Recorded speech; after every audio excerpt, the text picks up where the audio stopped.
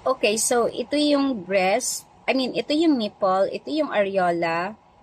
Syempre, para makalabas yung milk, kasi barado nga sa may areola, paatras lang. Ayan, paatras muna yung massage. Here, yan. Sorry, medyo sira na tong breast model ko. Ayan, so paatras. And then, pagka mas lumambot-lambot na sa may areola, saka ka na pa pwedeng mag-hand express. Ayan, so hindi muna tayo sa labas ng areola, dito na muna. Sa may base ng nipple. Yan, sa base muna, pag ganyan-ganyan muna na pag-press.